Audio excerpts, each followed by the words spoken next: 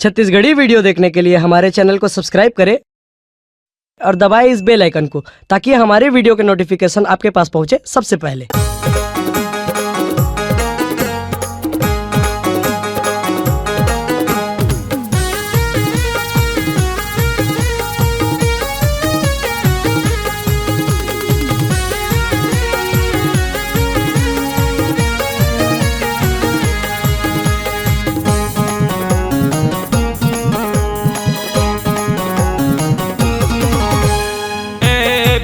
मोल प्यार है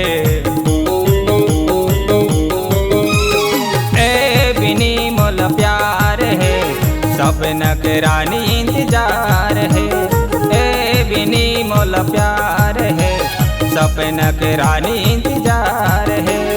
कब आवे मोर अंगना माँ कब आवे मोर अंगना माँ ये दिल बेकरार है बिनी मोल प्यार है सपना के रानी इंतजार है ए बिनी मोल प्यार है सपना के रानी इंतजार है।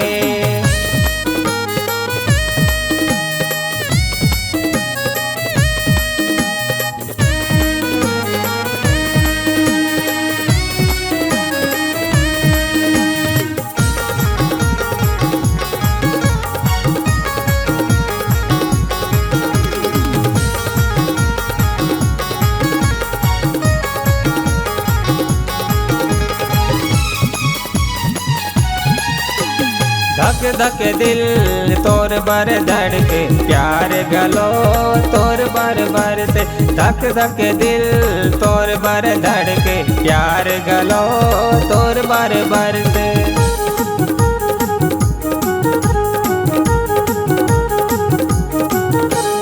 तोर माया के छाम रानी सुरताए पर मन तर से तोर माया के छाँव रानी सुरताए बर मन तर से।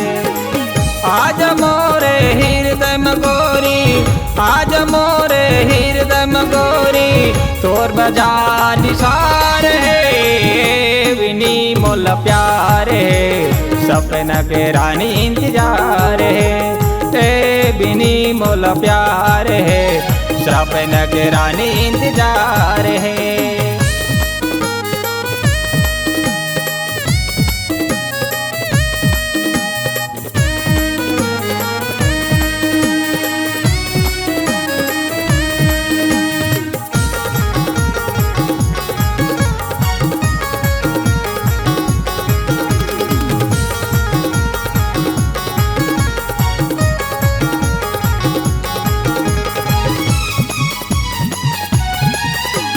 सचमुच नैना तोर संग लड़ गए ये दिल पीछा तोर बर पड़ गए सचमुच नैना तोर संग लड़ गए ये दिल पीछा तोर बर पड़ गए।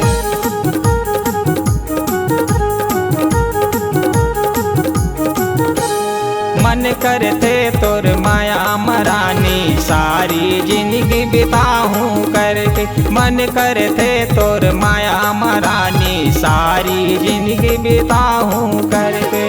आज मोरे हृदय में गोरी आज मोरे हृदय में गोरी तोर बजा निसार है विनी मोल प्यार है सपना के रानी इंतजार है ए बिनी मोल प्यार है सपना के रानी इंतजार है।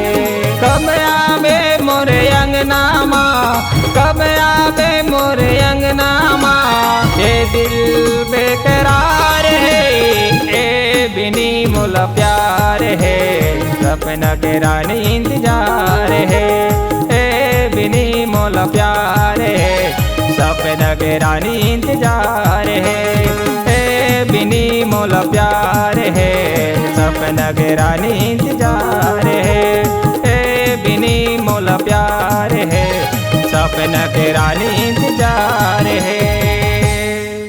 अगर आप अपनी आवाज को एक नया आयाम देना चाहते हैं तो चले आइए मल्टी ट्रैक डिजिटल रिकॉर्डिंग के लिए संपर्क करें HK म्यूजिक कंपनी, कोटा डबरी, चांपा।